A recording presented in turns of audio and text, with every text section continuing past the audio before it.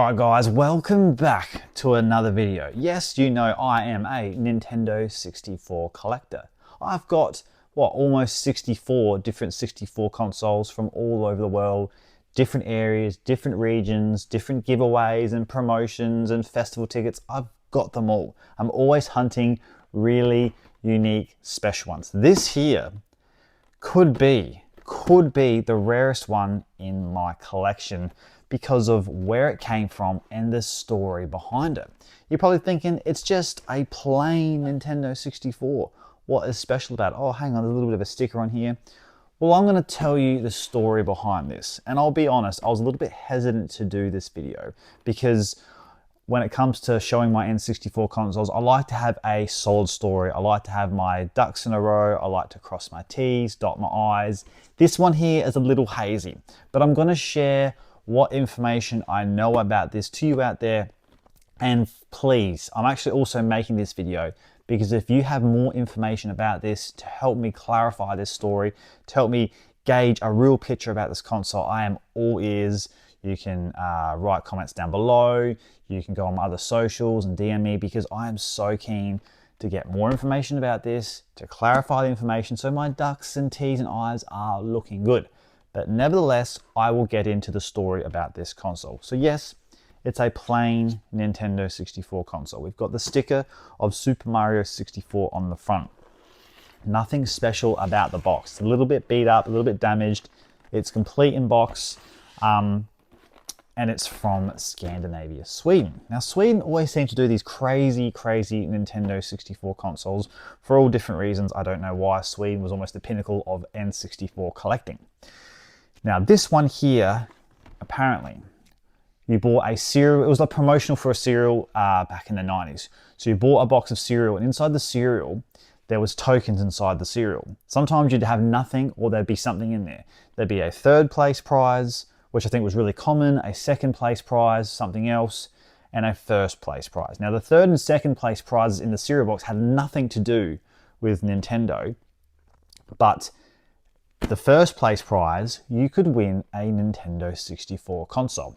Now, I know Nintendo green-lighted so many different N64 variants and special boxes and ticket festivals because they were all about promoting their console, and they gave them the green light to get the licensing. So this company obviously got the green light to say, hey, we want to give away some of your N64 consoles. Are you okay with that?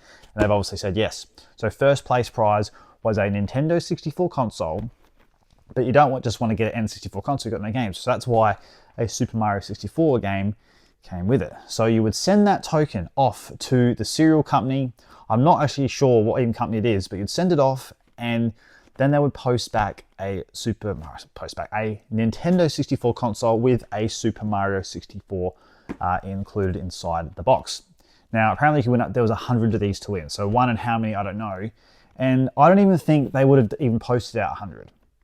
So most, 90%, 95% of these I'm sure would have posted out, but there would have been a cereal box that would have got, I don't know, lost, or a token that didn't get found, or a parent forgot to send it off, or a kid damaged it.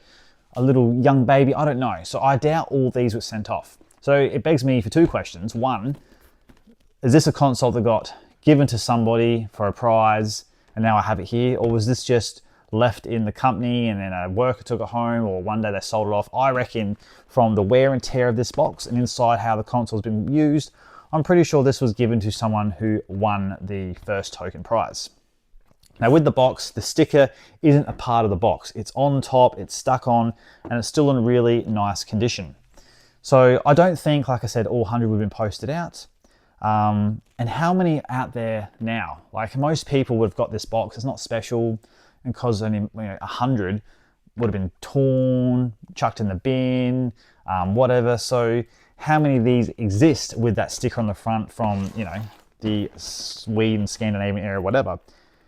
How many still exist out there? Because I haven't seen any, and I'm pretty in touch with a lot of people in this community. I'm pretty aware of what's going on. So I haven't seen one of these before, but I did get approached a while ago about, would you be interested in this console? This is the story attached to it. I have spoke to a few other people, and some people have heard of this story, but they can't verify it. And I've been trying to find information out myself. Is this true? Is the story of the serial token N64 true? Look, a lot of things add up and point to yes, something like this definitely happened. Was it exactly was it second and third place tokens? Did they do 100? Did they do 1,000? Did they do 50? I don't know. I'd like to think it would be at that low number. If there was 1,000, there'd be more of these out there and more information. But back then, not everything was documented.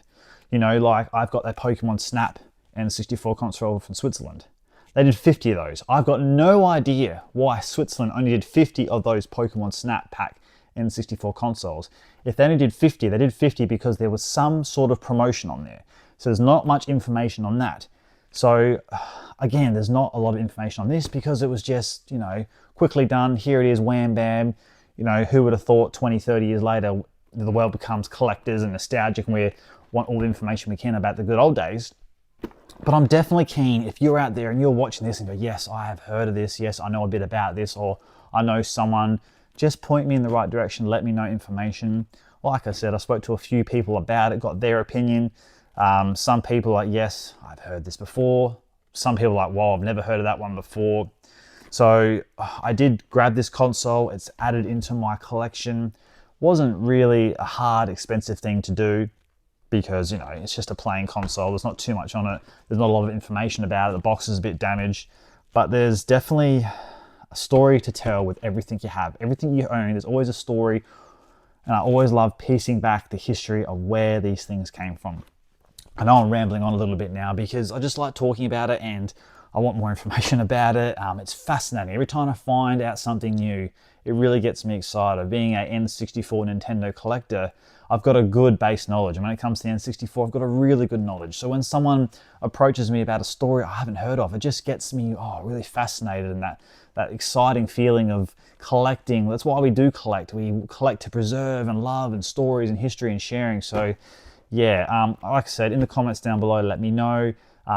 Please feel free to reach out to me on Instagram, whatever, and send me a message there so we can piece this together, get the ducks swimming in a row, get those T's crossed, get those I's looking good. Yeah, so that there is my cereal. I don't even know what cereal brand is. That's annoying me too. I want to know what cereal brand did this. But I don't know what cereal was around in the 90s in Sweden, if that company or whatever's still around. But yeah, in the comments down below, like I said, let me know. So keen to find out more. Thank you very much, guys. Until next time, take care.